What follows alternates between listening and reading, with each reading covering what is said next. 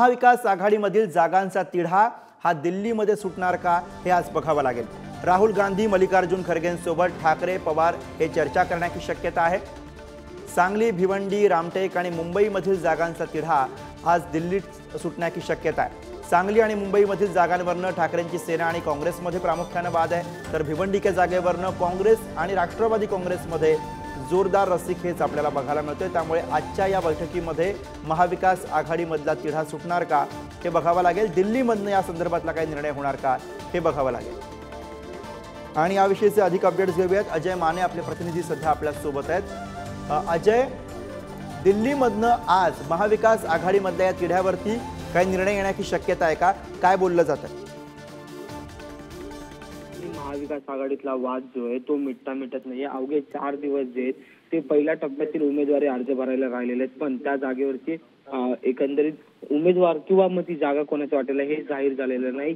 आणि त्याच मुद्द्यावर आता काँग्रेस महाराष्ट्र काँग्रेस जे तो पक्षश्रेष्ठींकडे हा वाद जो आहे तो घेऊन जाणार। या सगळ्यात महत्वाचं म्हणजे महाराष्ट्रातल्या 4 जागा आहेत, त्याच्यात म्हणजे 5 जागा, त्यात म्हणजे सांगली भिवंडी रामटेक आणि मुंबईतील 2 जागा यांचा वाद जो आहे तो सुटता नाही। आणि त्याच मुद्द्यावर आता मल्लिकार्जुन खरगे, राहुल गांधी, उद्धव ठाकरे आणि शरद पवार यांच्यात चर्चा होऊ शकते। सगळ्यात महत्वाचं म्हणजे जर पाहिलं तर सांगली काँग्रेसला उमेदवार द्यायचा आहे, पण शिवसेनेकडून उद्धव ठाकरेंनी चंद्रकांत पाटलांची घोषणा केलेली आहे, तर रामटेकचा हाही मुद्दा आहे। मुंबईतील 2 जागेवर काँग्रेस आणि शिवसेना अशी पुन्हा एकदा लढत पाहायला मिळते। तर सगळ्यात महत्वाचं म्हणजे चंद्रपूरमध्ये अंतर्गत वाद जो आहे तो काँग्रेसमध्ये उद्भवलेला आहे।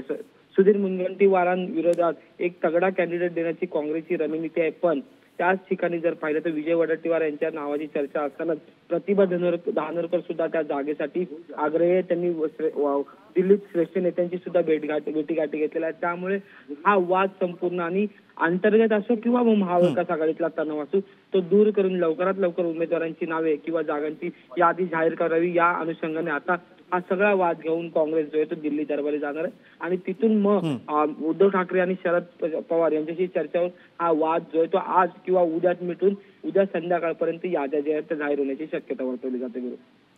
अजय, या जागा वाटपावरती अंतिम निर्णय घेत असताना महाविकास आघाडीच्या नेत्यांना आता वंचित शिवाय आणि वंचित सोबत या फॅक्टरचा सुद्धा प्रामुख्याने आज विचार करावा लागेल।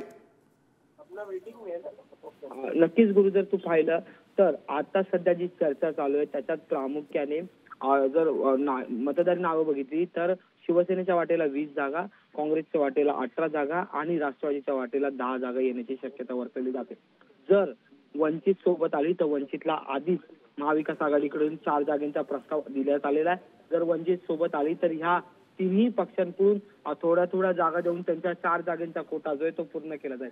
जर वंचित सोबत नाही आली तर हा फॉर्म्युला म्हणजे 20-18-10चा फॉर्म्युला तसाच राहील आणि त्याच फॉर्म्युल्याला घेऊन काँग्रेस जे ते लोकसभेच्या रणांगणात भाजपच्या विरोधात जाण्याची शक्यता वर्तवली जाते। गुरु, बरोबर, धन्यवाद अजय या सगळ्या सविस्तर माहिती आणि विश्लेषणासाठी।